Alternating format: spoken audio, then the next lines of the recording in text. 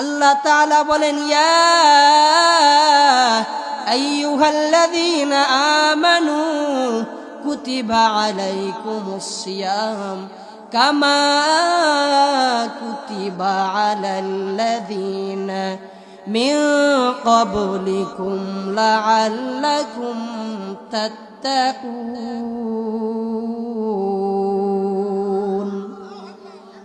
ঈমানদারেরা, রমাদানের মাসে রোজা তোমাদের উপরে কেন ফরজ করা হয়েছে? যেন তোমরা মুত্তাকি হতে পারো। আল্লাহর কাছে মুত্তাকিনদের মর্যাদা অনেক বেশি। সুবহানাল্লাহ বলেন। তাহলে আমাদের কি হতে হবে? মুত্তাকি হতে হবে। আমাদের ঈমানদার হতে হবে, মুত্তাকি হতে হবে, সলিহিন বান্দা হতে হবে। এই রমাদান মাসের রোজা রাখার পরে যে সমস্ত বান্দাগুলো ইফতার সামনে নেয়, ইফতার সামনে নিয়ে ইফতারগুলো নাড়াচাড়া করে আর দোয়া করে, আল্লাহ রাব্বুল আলামিন ফেরেশতাদেরকে বলেন, ফেরেশতার দল, বলো বলো বান্দা ইফতার সামনে নিয়ে এত আইটেমের খাবার, এরপরও বান্দা কেন খাবারে মুখ লাগায় না? খাবারটা কেন মুখে দেয় না? আল্লাহ তো আলিমুল গায়ব, সব কিছু আল্লাহর কাছে সচ্ছল। আল্লাহ তাআলা সব দেখেন, সব জানেন, সব কিছু আল্লাহর সামনে সচ্ছল। আসমান জমিনের মধ্যে যা কিছু হয় আল্লাহর সামনে সব কিছু সচ্ছল। রাতের আধারে বান্দা গুনাহ করে, দুনিয়ার কেউ দেখে না। আপনারা বুঝে থাকলে বলেন, ওই সময় আল্লাহ দেখে না? দেখে না? আল্লাহ দেখে, এ বিশ্বাস আছে? তাহলে তাহাজ্জুদের সময় যে অন্যায় করেছে, যে গুনাহ করেছে, আল্লাহ ওইটাও দেখেছে। দিনের বেলা, রাতের বেলা, অন্ধকারে যেই অন্যায় করেন না কেন, যেই গুনাহ করেন না কেন, আল্লাহ তাআলা সব কিছু জানেন। দুনিয়ার মানুষকে ৯-৬ বুঝানো যায়, কিন্তু আল্লাহর কাছে কি সুযোগ আছে? বলেন, আছে? আল্লাহর কাছে কোনো কিছুই মিথ্যা বলার সুযোগ নেই। সব আল্লাহ তাআলার কাছে সচ্ছল। রমাদানের রোজা রাখার পরে বান্দা যখন ইফতার সামনে নিয়ে এইরকম ফ্রিজের মধ্যে পানি রাখা হয়, বান্দা পানি সামনে নিয়ে বইসা রয়েছে, এরপরে শরবত নিয়ে বইসা রয়েছে, কিন্তু রোজা থাকার পরে পানি, ঠান্ডা পানি, এই দিকে পিপাসায় বান্দা বড় ক্লান্ত হয়ে গিয়েছে, কিন্তু এই দিকে সামনে শরবত রয়েছে, পানি রয়েছে, কিন্তু এখনো পানিটা মুখ লাগাইতে পারে না। আল্লাহ সব দেখেন। আল্লাহ ফেরেশতাদেরকে বলেন, ফেরেশতারা রে, বলো বলো এত আইটেমের খাবার, বান্দা তারপরও কেন খাবারে মুখ লাগায় না? কেন বান্দা খানা খায় না? ফেরেশতারা আল্লাহকে বলে, আল্লাহ এখনো পর্যন্ত হুকুম হয় নাই, এই জন্য আপনার বান্দা বান্দিগুলো খাবার সামনে থাকার পরেও খাইতে পারে নাই। আল্লাহু আকবার বলে। আল্লাহ তো সব জানে।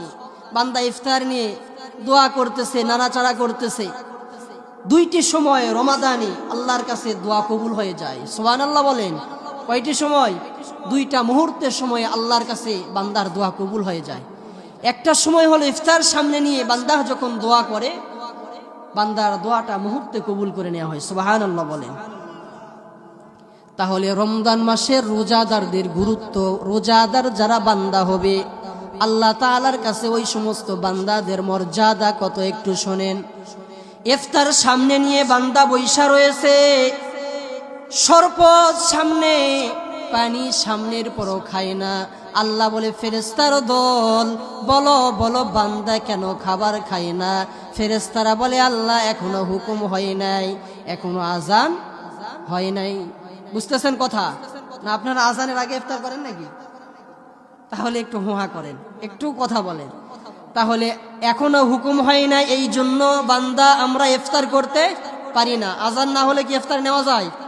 মাগরিবের আজান হয় নাই, এখনো হুকুম হয় নাই, এই জন্য আমরা ইফতার নিতে পারি না। ইফতার খাইতে পারি না। ফেরেশতারা বলে আল্লাহ এখনো হুকুম হয় নাই। আল্লাহ ওই সময় ফেরেশতাদেরকে আবার প্রশ্ন করেন, এ ফেরেশতার দল, বলো বলো বলো, ওই সমস্ত বান্দাগুলো কি আমি আল্লাহকে দেখছে? আল্লাহু আকবার বলে, বলো বলো, ওই বান্দাগুলো যে রোজা রাখলো, ও বান্দাগুলোকে আমি রব, তাদের রব আমি আল্লাহকে দেখছি। ফেরেশতারা বলে না, আল্লাহ তাও দেখে নাই। আল্লাহ আবার প্রশ্ন করেন, এ ফেরেশতার দল, বলো বলো, বান্দা ইফতার সামনে নিয়ে বৈশা রয়েছে, ওই বান্দাগুলো কি আমি আল্লাহর যে জান্নাত বানাইছি ওই জান্নাত কি দেখেছে? ফেরেশতারা বলে না, আল্লাহ জান্নাত দেখে নাই। আল্লাহ আবার বলে, ফেরেশতার দল, বলো বলো, আমি আল্লাহ যে ভয়ঙ্কর জাহান্নাম বানাইছি, আমার ওই বান্দা বান্দিগুলোকে আমি আল্লাহর ভয়ঙ্কর জাহান্নাম দেখেছি। ফেরেশতারা এবার বললে না, আল্লাহ আপনার জান্নাত দেখে নাই, আপনার জাহান্নামও দেখে নাই। আল্লাহ তাআলা বলেন, আমি আল্লাহ, আমি যে তাদের রব, আমি তাদের মালিক। আমাদের রব কে? আমাদের মালিক কে? আমাদের হায়াতের মালিক কে? মৌতের মালিক কে? সব কিছুর মালিক একজন, বলেন তিনি কে? আল্লাহ তাআলা বলে, ফেরেশতার দল, বলো বলো, ওই বান্দাগুলো আমি আল্লাহর জান্নাত দেখলো না, আমি আল্লাহর জাহান্নাম দেখলো না। আমি যে তাদের রব, বড় মায়া করে আদর করে সৃষ্টি করেছি, এত আদর করে মায়া করে সৃষ্টি করেছি, ও বান্দাগুলো আমি আল্লাহকেও দেখে নাই।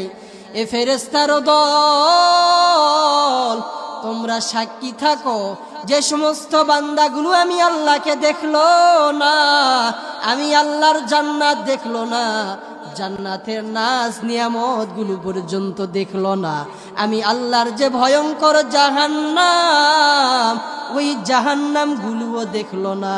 ফেরেশতারা তোমরা সাক্ষী থাকো, ও বান্দার জিন্দেগীর তামাম গুনাহগুলো আমি আল্লাহ ক্ষমা করে দিলাম। সুবহানাল্লাহ বলবেন না? জোরে বলেন সুবহানাল্লাহ। তাহলে রোজাদারদেরকে আল্লাহ তাআলা নিজে উপহার দিবেন, নিজে পুরস্কার দিবেন। সুবহানাল্লাহ বলেন। রোজাদারকে আল্লাহ তাআলা বলেন, এ রোজাদার, তোমরা আমার, আমি আল্লাহ তোমার। সুবহানাল্লাহ। আল্লাহ যদি কোনো বান্দাকে কোনো কিছু উপহার দেয়, পুরস্কার দেয়, ওটা কি ছোট পুরস্কার হবে? হবে না। মনে করেন বাংলাদেশের প্রধানমন্ত্রী যদি কাউকে কোনো পুরস্কার দেয়, অথবা এমপি সাহেব যদি কোনো পুরস্কার দেয়, ওটা কি ছোট পুরস্কার হতে পারে? হতে পারে না। তাহলে তামাম বিশ্বের যিনি মালিক আমার আল্লাহ, ওই আল্লাহ ওয়াদা করেন, আল্লাহ ঘোষণা করেন, রোজাদার তোমাদেরকে পুরস্কার আমি আল্লাহ নিজে দিব। রোজাদারকে আল্লাহ তাআলা বলেন, রোজাদার তোমরা আমার, আমি আল্লাহ তোমার। সুবহানাল্লাহ। একটা ঘটনা, ছোট্ট একটি উদাহরণ দিলে বোঝা সহজ হবে। একজন বাদশা প্রত্যেক দিন সকালবেলা বাদশার গেটে, বাসার যে গেট আছে না, ওই গেটে 3 জন ফকির আসতো, ভিক্ষুক আসতো, মিসকিন। তো আসার পরে বাদশা প্রতিদিন তাদেরকে যা কিছু পাইতো দিত, দিতে দিতে বিরক্ত ধরে গিয়েছে। একদিন 3 জনকে ডাক দিয়েছে, ভিতরে আসো। তো 3 জন ভিক্ষুককে ভিতরে নিয়েছে বাদশা মশাই। তো নেওয়ার পরে বাদশা এখন বলতেছে যে, বলো তোমাদের কি প্রয়োজন? তোমরা আজকে যা প্রয়োজন তোমরা নিবা, যা চাইবে আমি তাই দিয়ে দিব, কিন্তু শর্ত একটি। কথা বলেন, কয়টি? একটি শর্ত। কয়টা? একটা শর্ত। আর ওখানে ফকির মিসকিন ছিল 3 জন। কয়জন? 3 জন। তো বলে ঠিক আছে বাদশা নামদার, বলেন কি শর্ত? বলতেছে, তোমরা যা চাইবা তাই পাইবা, কিন্তু শর্ত হলো তোমরা যতদিন বেঁচে থাকবা আর কারো দরজায় যাওয়া যাবে না। কয়টা শর্ত? একটা।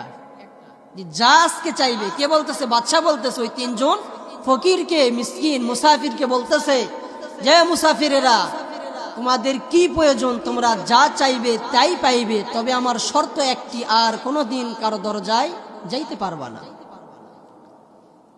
এবারে প্রথম নাম্বার যে মুসাফির ছিল তাকে বলতেছে, বলো বলো তোমার কি প্রয়োজন। প্রথম নাম্বার ওয়ান, এক নাম্বার মুসাফির বলে, বাদশা নামদার, আপনি যে অত ঘোষণা করে দিয়েছেন আমরা যা চাইবো আপনি তাই দিবেন, এটা কি সত্যি? এখন বাদশা নামদার বলতেছে, বেটা কি বলস, এটা সত্যি কথা। সেনাপ্রধান বলতেছে, হ্যাঁ এটা বাদশা নিজে বলেছে, তোমরা যা চাইবা তাই দিবে, কোনো অসুবিধা নেই। এবারে প্রথম নাম্বার যে মুসাফির বলতেছে, বাদশা যে চেয়ারে সিংহাসনের মধ্যে বসা ওইটা আমাকে দিলে আমি আর কোনোদিন কারো দরজায় যাব না। প্রথম নাম্বার মুসাফির কি চাচ্ছে? বাদশা যে আসনে বসা আছেন ওই আসনটা চায়। ওই আসনটা হলো স্বর্ণের তৈরি। বাদশা নামদার তো কথা দিয়েছে, বলতেছে ঠিক আছে যা, তোকে চেয়ারটা দিয়ে দিলাম, আসন দিয়ে দিলাম। দ্বিতীয় নাম্বার মুসাফিরকে বাদশা নামদার ডাক দিয়ে বলে, না মুসাফির, বলো বলো তোমার কি প্রয়োজন, তুমি যা চাইবে তাই দিব, তবে শর্ত একটা মনে রাখবা, তুমি আর কখনো কারো দরজায় যাইতে পারবা না। দ্বিতীয় নাম্বার মুসাফিরের ডাক দেয়া বলে, বাদশা নামদার, আপনার এখানে একটা স্বর্ণের হাঁস রয়েছে। কি রয়েছে? স্বর্ণের বানানো একটা হাঁস রয়েছে, হাঁসটা আমার দরকার। বাদশা নামদার তো কথা দিয়েছে, বলে ঠিক আছে যা। সেনাপ্রধানকে ডাক দেয়া বলে, সেনাপ্রধান ওই হাঁসটা, স্বর্ণের হাঁসটাকে দিয়ে দাও। প্রথম নাম্বার মুসাফির কি চাইছে স্মরণ আছে? প্রথম নাম্বার ওয়ান, এক নাম্বার মুসাফির কি চাইছে? সিংহাসন চাইছে, দিয়ে দিয়েছে। দ্বিতীয় নাম্বার মুসাফির কি চায়? সোনার যে হাঁস রয়েছে ওই হাঁস চায়। বাদশা নামদার বলতেছে ঠিক আছে সেইটাও দিয়ে দিলাম, যাও। তৃতীয় নাম্বার মুসাফিরের দিকে তাকাইছে, ও একটু হেড প্রবলেম। কি প্রবলেম? একটু হেড প্রবলেম, মানে মাথার ব্রেন একটু কম, বুদ্ধি কম। এবারে বলতেছে মুসাফির, তিন নাম্বার মুসাফিরকে বলতেছে, বলো বলো তোমার কি প্রয়োজন। তিন নাম্বার মুসাফির বলতেছে, বাদশা নামদার, আমার প্রয়োজন হলো আপনাকে, আমার দরকার। কাকে দরকার? বাদশাকে চাই। কাকে চাই? বাদশাকে চাই।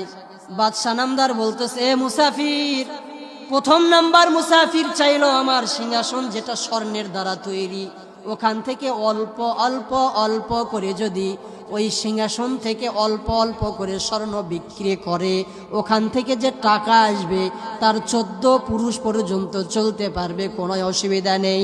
দ্বিতীয় নাম্বার মুসাফির কি চাইছে? স্বর্ণের হাঁস। বাদশা নামদার বলতেছে, মুসাফির, তোমার দ্বিতীয় নাম্বার সাথী যে স্বর্ণের হাঁস চেয়েছে, ওটা থেকে অল্প অল্প করে স্বর্ণ যদি বিক্রি করে, ওখান থেকে যে টাকা আসবে এই মুসাফিরটাও তার জীবন চালাইতে পারবে, তার সন্তানের জীবনও চলবে, কারো দরজায় যাইতে হবে না। কিন্তু তুমি আমাকে নিয়ে কি করবা? তুমি কেন আমাকে চাও? বলতেছে তুমি আমাকে নিয়ে কি করবা? তৃতীয় নাম্বার মুসাফির বলে, বাদশা নামদার, আপনি যে একটা শর্ত দিয়েছেন, একবার যা চাইবে তাই দিবেন আপনি, কিন্তু শর্ত আর কারো দরজায় যাওয়া যাইবে না। বাদশা নামদার ও যে সিংহাসন পাইছে, একদিন তো সিংহাসন শেষ হয়ে যাবে না? যাবে না। বাদশা নামদার বলে, হ্যাঁ বিক্রি করতে করতে একদিন শেষ হয়ে যাবে। বলে, দ্বিতীয় নাম্বার আমার যে সাথী ভাই স্বর্ণের হাঁস নিল, বিক্রি করতে করতে একদিন শেষ হয়ে যাবে না? যাবে না। তিন নাম্বার মুসাফির বাদশাকে প্রশ্ন করে, আল্লাহু আকবার বলেন। বাদশা নামদার বলে, হ্যাঁ এটাও একদিন শেষ হয়ে যাবে। এবার তৃতীয় নাম্বার মুসাফির বাদশাকে প্রশ্ন করে, বাদশা নামদার, তাহলে বলেন, আপনি নিজেই বললেন সব শেষ হয়ে যাবে, কিন্তু আমি কেন আপনাকে চাইলাম? আপনি প্রশ্ন করলেন, এখন বলেন তো, আপনি যদি আমার হয়ে যান, আপনার যে বাকি সম্পত্তি রয়েছে এগুলো তো আমার। আল্লাহু আকবার। তাহলে বাদশা যদি ওই তৃতীয় নাম্বার মুসাফিরের হয়ে যায়, সব সম্পত্তিগুলো ওই মুসাফিরের হয়ে যাইবে। কি বুদ্ধি! আর এটাই তো বাস্তব। আল্লাহ তাআলা এখানে উদাহরণ দিলাম এই জন্য বোঝা সহজ হবে। আল্লাহ তাআলা বলেন, রোজাদার তোমরা আমার, আমি আল্লাহ তোমার। আল্লাহু আকবার। তাহলে বলেন, আল্লাহ যদি কোনো বান্দার হয়ে যায়, কিয়ামতের কঠিন ময়দানে জান্নাতের 8টি দরজা খুলে যাইবে, যেই দিক দিয়ে মন চায় সেই দিক দিয়ে প্রবেশ করবে। সুবহানাল্লাহ বলে। আল্লাহ যদি বলে ফেরেশতারা ওই বান্দা আমার, ওর চিন্তা আছে? বুঝেন নাই কথা? চিন্তা আছে? কোনোই চিন্তা নেই, টেনশন নেই। এই জন্য রমাদানের রোজাগুলো আমাদের আদায় করতে হবে, তারাবির নামাজগুলো আদায় করতে হবে। সাহারি খাইবেন, সাহারির মধ্যে বরকত। সুবহানাল্লাহ বলেন। তাহলে রোজাদারের দোয়া আল্লাহ ডাইরেক্ট কবুল করে। সুবহানাল্লাহ বলেন। মানুষ রোজা থাকা অবস্থায় দিনের বেলা খানা খাইতে পারে না, ঠিক কিনা? না আপনারা খান নাকি? তাহলে সবাই বলেন, দিনের বেলা যারা রোজা থাকে তারা কি কোনো কিছু খাইতে পারে? কিন্তু দেখেন, রোজা এমন একটা ইবাদত, মনে করেন ওয়াশরুমে ঢুকেছে, গোসলখানায় ঢুকেছে গোসল দেওয়ার জন্য, দুনিয়ার কেউই দেখে না, পিপাসায় বড় ক্লান্ত, ইচ্ছা করলে কিন্তু ওখানে পানি খাইতে পারবে না, পারবে না। কিন্তু রোজা এমন একটা ইবাদত, বান্দা কেউ না দেখলে দেখেন কে? তাহলে এটা শুধু আমাদের বিশ্বাস রমজান মাসে থাকে যে না, কেউ না দেখলে কি, আল্লাহ তো দেখিচ্ছে। রমাদান যেই চলে যায় সে আবার আগের মতো, যা জবর যা, তা জবর তা, আগের মতো আবার যা তা। তাহলে রমাদান যারা রোজা রাখলো, সাহারি খাওয়ার পরে ইফতার পর্যন্ত কোনো কিছু খাইলো না, অন্তরে বিশ্বাস একটা করেছে কি, যে কেউ না দেখলে কে দেখবে ভাই? যে আল্লাহ দেখিচ্ছে। তার রমজান যেই চলে যায়, দিনের বেলা রাতের বেলা যে গুনাহ করে, একবারও বিবেকে, একবারও কি মনের মধ্যে, একবারও কি মাথার মধ্যে ঢোকে না? কেউ দেখে না, দেখেন কে? সবাই বলেন, কেউ দেখে না, দেখেন কে? মানুষ যা কিছু দেখতে পাইলো বা না পাইলো, আল্লাহ সব কিছু দেখতে পান। সুবহানাল্লাহ বলেন। তাহলে আমাদের গুনাহ থেকে দূরে সরে আসতে হবে। রমাদান মাস আল্লাহ তাআলা মুত্তাকিন হতে বলতেছে, সলিহিন বান্দা হতে হবে, ইমানদার, আপনাকে আমাকে ইমানদার বান্দা হতে হবে। রব্বুল আলামিন বলেন, দুনিয়াতে যাওয়ার পরে রবের গোলামি করবা এবং মা বাবার খেদমত করবা। কার খেদমত? যারা যুবক ভাই রয়েছেন, গভীর দিলের কানটা খুলিয়ে দেন। মা বাবার খেদমত করতে হবে। রবের ফায়সালা, রবের ঘোষণা হলো মা বাবার খেদমত। আল্লাহ তাআলা পবিত্র কোরআনে ঘোষণা করেছেন, ওয়াকাদা রাব্বুকা আল্লা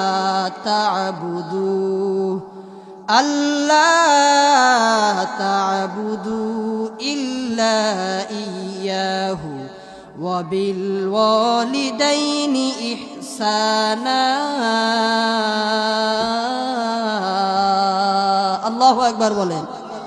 আল্লাহ তাআলা বলেন, রবের গোলামির পরে মা বাবার খেদমত করতে হবে। ঘোষণাকার